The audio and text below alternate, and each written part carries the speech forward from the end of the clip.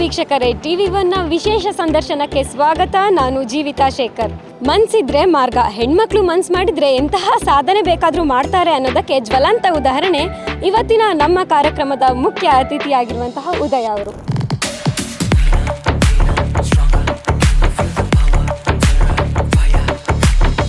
ನಮ್ಮ ಕೊಡಗಿನ ಮೊಟ್ಟ ಮೊದಲ ಅಂತಾರಾಜ್ಯ ಬಸ್ ಡ್ರೈವರ್ ನೀವು. ಎಷ್ಟು ಹೆಮ್ಮೆ ಇದೆ ನಿಮ್ಮ ಕೆಲಸದ ಬಗ್ಗೆ?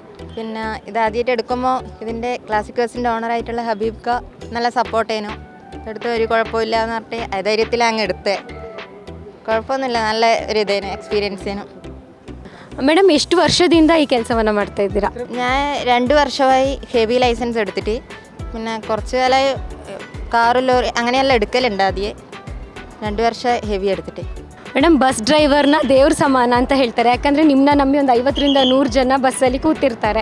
ಸೊ ಆ ರೆಸ್ಪಾನ್ಸಿಬಿಲಿಟಿ ಎಲ್ಲ ನಿಮ್ಮ ಮೇಲೆ ಇರುತ್ತೆ. ಅದನ್ನ ಹೇಗೆ ನಿಭಾಯಿಸ್ತೀರಾ? അത് കുഴപ്പമൊന്നുമില്ല. അത് എല്ലാവരും സപ്പോർട്ടും ഉണ്ട്. അങ്ങനത്തെ കുഴപ്പമൊന്നുമില്ല. ഈ ഒരു ധൈര്യത്തിൽ അങ്ങ് എടുക്കുന്നത്. ಈಗ ಬಸ್ ಡ್ರೈವರ್ ಆಗಬೇಕು ಅಂತ ಹೇಳಿದರೆ ಕ್ವಾಲಿಫಿಕೇಷನ್ ಇಂಪಾರ್ಟೆಂಟ್ ಆಗಿರುತ್ತೆ. SSLC ಕಂಪ್ಲೀಟ್ ಆಗಿರಬೇಕು. ಹೀಗೆ ಸೊ ಏನೆಲ್ಲ ಪ್ರೋಸೆಸ್ ಇದೆ ಮ್ಯಾಮ್? ನಿಮ್ಮ ಕ್ವಾಲಿಫಿಕೇಷನ್ ಏನು? ഞാൻ പിന്നെ PG സോഷ്യോളജിയാണ്. അത് കഴിഞ്ഞിട്ട് ഞാനിപ്പോൾ ചെയ്യുന്നത് PSC കോച്ചിങ്ങാണ് നാട്ടിൽ തന്നെ. ഞാൻ കാലിക്കറ്റ് യൂണിവേഴ്സിറ്റിയിൽ PG എഴുതിയ. ಮೇಡಮ್, ಇದು ಪಾರ್ಟ್ ಟೈಮ್ ಜಾಬ್ ಅಥವಾ ಫುಲ್ ಟೈಮ್ ಇದೇ ಮಾಡ್ತೀರಾ ನೀವು? പാർട്ട് ടൈം തന്നെ. ഇങ്ങനെ ഒഴിവ് സമയങ്ങളിൽ ഇങ്ങനെ വരുന്നതാണ്.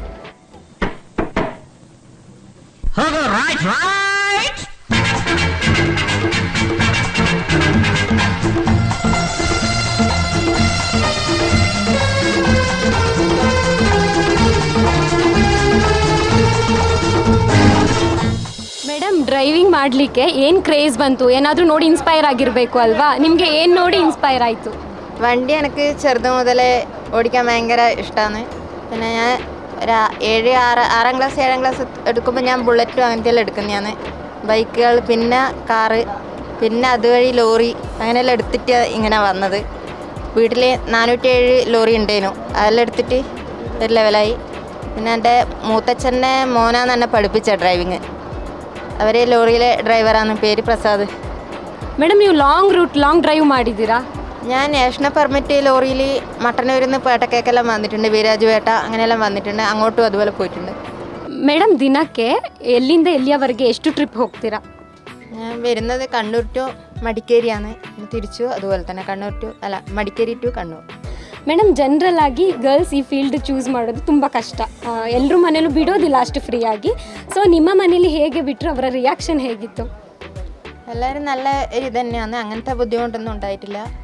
എല്ലാവരും നല്ല സപ്പോർട്ടാണ്. ಮೇಡಮ್, ನೀವು ಮೊದಲಿಂದನೂ ಇದೇ ಫೀಲ್ಡಿಗೆ ಬರಬೇಕು ಅಂತ ಹೇಳಿದ್ರಾ ಅಥವಾ ನಿಮಗೆ ಬೇರೆ ಯಾವುದು ಇಂಟ್ರೆಸ್ಟ್ ಇತ್ತು ಜಾಬ್ಗೆ? അല്ല, ഇത് ഇടയ്ക്ക് അങ്ങനെ ഒരു ഡ്രൈവിങ് ഒരു പാഷനായിട്ട് നടക്കാൻ താല്പര്യമുണ്ട്. ಮೇಡಮ್, ನಮ್ಮ ಯುವ ಪೀಳಿಗೆಗೆ ಏನು ಹೇಳೋದಕ್ಕೆ ಇಷ್ಟಪಡ್ತೀರಾ? ನಿಮ್ಮ ಥರನೇ ಆಗಬೇಕು ಅಂತ ಸಾಕಷ್ಟು ಜನ ಇರ್ತಾರೆ ಅಲ್ವಾ? ಸೊ ಅವರಿಗೆ ಏನು ಹೇಳೋಕ್ಕೆ ಇಷ್ಟಪಡ್ತೀರಾ? എല്ലാവരും ഇങ്ങനെ ഇറങ്ങുക, ഹെവി എടുക്കുക, ബസ് കയറുക, അത്ര തന്നെ. ಮೇಡಮ್, ಇದಕ್ಕಿಂತ ಮುಂಚೆ ಏನು ವರ್ಕ್ ಮಾಡ್ತಾ ಇದ್ರಿ ನೀವು? ഞാൻ നാട്ടിൽ കുറച്ച് ലോക്കൽ ബസ്സിലെല്ലാം പോയതാണ്. കുറച്ചായിട്ട് അജുവ, പിന്നെ ലവ്ലാൻഡ്, PVT അങ്ങനെയെല്ലാം കുറച്ച് ബസ്സിൽ പോയിന്. ನೀವು ಬಸ್ನ ಓಡಿಸುವಾಗ ಪಬ್ಲಿಕ್ ರಿಯಾಕ್ಷನ್ ಹೇಗಿತ್ತು? ಹೇಗೆ ಫೇಸ್ ಮಾಡಿದ್ರಿ ನೀವು ಆ ಚಾಲೆಂಜಸ್ನ? നല്ല തന്നെ. ഇതിൽ കയറുന്ന ആൾക്കാരായാലും നല്ല സപ്പോർട്ട് ചെയ്യുന്നു. എല്ലാവരും സെൽഫിയിലെടുത്ത് നല്ല സപ്പോർട്ട്. പിന്നെ റോഡിലൂടെ പോകുമ്പോൾ വണ്ടിക്കാരെല്ലാം നല്ലൊരു ഇതാണ്. അവരെ ഭാഗത്തു നിന്ന് നല്ല ഇതായിട്ടാണ് കിട്ടുന്നത് സപ്പോർട്ട്. ಮೇಡಮ್, ನೀವು ಬಸ್ ಓಡಿಸುವಾಗ ನೆಗೆಟಿವ್ ಕಮೆಂಟ್ಸ್ ಯಾವುದಾದ್ರೂ ಬಂದು ನೀವು ತುಂಬ ಅದಕ್ಕೆ ತಲೆ ಕೆಡಿಸ್ಕೊಂಡಿದ್ದೀರಾ?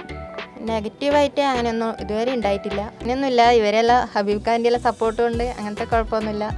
പിന്നെ മഷൂദ് ഖാ അങ്ങനെയുള്ളവരാണ് ഇതിൽ കയറാൻ വേണ്ടിയിട്ട് എന്നെ സപ്പോർട്ടിനായിട്ട് ഉള്ളത്. ಮೇಡಮ್, ನೀವು ಕ್ಲಾಸಿಕ್ ಬಸ್ದು ಡ್ರೈವರ್ ಆಗಿ ಎಷ್ಟು ಟೈಮ್ ಆಯಿತು? 4 ദിവസമായി ഞാനിങ്ങനെ ഇതിൽ വരുന്നത്.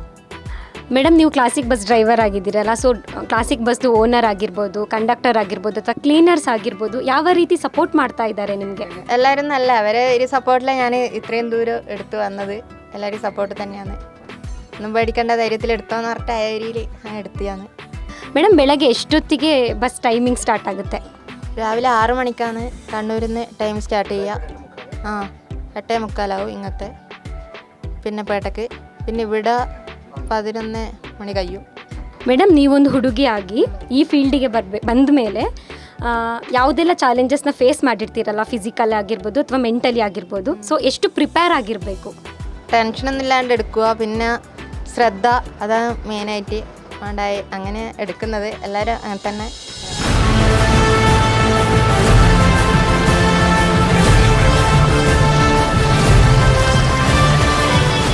ಈಗ ನಮ್ಮ ಜೊತೆಗಿದ್ದಾರೆ ಕ್ಲಾಸಿಕ್ ಬಸ್ನ ಓನರ್ ಆಗಿರುವಂತಹ ಹಬೀಬ್ ಸರ್ ಕಾರ್ಯಕ್ರಮಕ್ಕೆ ಸ್ವಾಗತ. ಸರ್, ಒಂದು ಲೇಡಿ ಬಸ್ ಡ್ರೈವರ್ನ ಅಪಾಯಿಂಟ್ ಮಾಡೋದೇ ಒಂದು ದೊಡ್ಡ ಚಾಲೆಂಜ್. ಸೊ ಆ ಐಡಿಯಾ ನಿಮಗೆ ಹೇಗೆ ಬಂತು ಆ್ಯಂಡ್ ಆ ಚಾಲೆಂಜ್ನ ಹೇಗೆ ಫೇಸ್ ಮಾಡಿದ್ರಿ ನೀವು? ಯಾಕೆಂದರೆ ಕೇರಳದಲ್ಲಿ ಬೇರೆ ಲೇಡೀಸ್ಗಳು ಓಡಿಸೋದು ನೋಡಿದ್ದೀನಿ, ಟಿಂಬರ್ ಗಾಡಿ ಓಡಿಸೋದು ನೋಡಿದ್ದೀನಿ. ಇವನೇ ಫೋನ್ ಮುಖಾಂತರ ಕಾಂಟ್ಯಾಕ್ಟ್ ಮಾಡಿದ್ರು ನನಗೆ, ನಾನು ಓಡಿಸ್ಬೇಕು ಅಂತ ಆಸೆ ಇದೆ ಅಂತ. ಓಡಿಸಿ ಅಂತಾರೆ. ಈಗ 4 ಜನ ಓಡಿಸ್ತಾರೆ, ಚೆನ್ನಾಗಿ ಓಡಿಸ್ತಾರೆ. ಸರ್, ಇವಾಗ ಉದಯ ಅವ್ರನ್ನೇ ಇನ್ಸ್ಪಿರೇಷನ್ ಆಗಿ ತಗೊಂಡು ಇನ್ನುಳಿದ ಹೆಣ್ಮಕ್ಳು ನಿಮ್ಮ ಹತ್ರ ಕೆಲಸಕ್ಕೆ ಅಂತ ಬಂದರೆ ಅವಕಾಶ ಕೊಡ್ತೀರಾ ಅವ್ರಿಗೆ ನೀವು? ಖಂಡಿತ ಕೊಡ್ತೀನಿ ಅವಕಾಶ. ಸರ್, ನಾನೀಗ ಕೇಳ್ಪಟ್ಟೆ ಒಂದು ಬಸ್ಸಿಂದ ನೀವು 8 ಬಸ್ ಓನರ್ ಆಗಿದ್ದೀರಾ ಇವಾಗ ಅಂತ ಹೇಳಿ. ಸೊ ಅದು ನಿಜವಾಗ್ಲೂ ಹೇಳ್ಬೇಕಂದ್ರೆ ಅದಷ್ಟು ಸಕ್ಸಸ್ ಈಸಿಯಾಗಿ ಸಿಕ್ಕಿರೋದಿಲ್ಲ, ಹಾರ್ಡ್ ವರ್ಕ್ ತುಂಬಾ ಹಾಕಿರ್ತೀರಾ. ಸೊ ಆ ಹಾರ್ಡ್ ವರ್ಕ್ದು ದಿನಗಳನ್ನ ನಮ್ಮ ಜೊತೆ ಹಂಚ್ಕೋಬೋದಾ? ಈಗ ಸ್ಟಾರ್ಟಿಂಗಿಂದ ಕಂಡಕ್ಟರ್ ಆಗಿದೆ, ಆಮೇಲೆ ಮ್ಯಾನೇಜರ್ ಆಗಿದೆ, ಆಮೇಲೆ ನಾನು ಓನರ್ ಆದ ಒಂದು ಬಸ್ ತೊಗೊಂಡಿದ್ದೆ. ಕೋವಿಡ್ ಟೈಮಲ್ಲಿ ಒಂದು 4-5 ಬಸ್ ಇತ್ತು. ನಾನು ಬೇರೆ ಹೊರಗೆ ಕಳಿಸಿದೆ, ಕಲ್ಕತ್ತಲ್ಲಿಗೆಲ್ಲ ಓಡಿಸಿದ್ದೀನಿ. ಕೋವಿಡ್ ಸ್ವಲ್ಪ ಪ್ರಾಬ್ಲಮ್ ಆಗಿಲ್ಲ ನನಗೆ, ಅಂತೂ ಓಡಿಸಿದ್ದೀನಲ್ಲ ಕೋವಿಡ್ ಟೈಮಲ್ಲೂ. ಈಗ ಒಂದು 8 ಬಸ್ ಆಗಿದೆ, ಮಾಲೀಕನಾಗಿದ್ದೀನಿ. ಎಷ್ಟು ಖುಷಿ ಇದೆ ಸರ್ ನಿಮಗೆ 1-8 ಬಸ್ದು ಓನರ್ ಆಗಿದ್ದೀರಲ್ಲ, ಎಷ್ಟು ಖುಷಿ ಇದೆ, ಎಷ್ಟು ಹೆಮ್ಮೆ ಇದೆ, ಏನು ಹೇಳೋಕ್ಕೆ ಇಷ್ಟಪಡ್ತೀರಾ? ಅಲ್ಲ, ಜನರಿಗೆ ಈ ಬಸ್ ನಿಲ್ಲಿಸ್ಬಿಟ್ಟು SRS ಬಸ್ ಟ್ರಾವೆಲ್ಸ್ ನಿಲ್ಲಿಸ್ಬಿಟ್ಟು ಅವರು 4 ವರ್ಷ ಆಯಿತು, 5 ವರ್ಷ ಆಯಿತು. ನಾನು ತಗೊಂಡಿಗೆ ಓಡಿಸ್ತಾಯಿದ್ದೀನಿ ಅವ್ರದ್ದು. ಈಗ ಜನರಿಗೆ ಒಂದು ಉಪಕಾರ ಆಗಿರೋದು ಓಡಿಸ್ತಾಯಿದ್ದೀನಿ ಅಷ್ಟೇ. ಸರ್, ಲೇಡಿ ಬಸ್ ಡ್ರೈವರ್ ಬಂದ ಮೇಲೆ ಕಲೆಕ್ಷನ್ಸ್ ಹೇಗಿದೆ ಕ್ಲಾಸಿಕ್ ಬಸ್ಗೆ? ಕಲೆಕ್ಷನ್ ಒಂದು 200 ರೂಪಾಯಿ ಜಾಸ್ತಿ ಆಗಿದೆ ಈಗ. ಈಗ ಜಾಸ್ತಿ ಆಯಿತು ಕಲೆಕ್ಷನ್, ಇನ್ನೂ ಜಾಸ್ತಿ ಆಗುತ್ತೆ ನನ್ನ ಅಭಿಪ್ರಾಯ.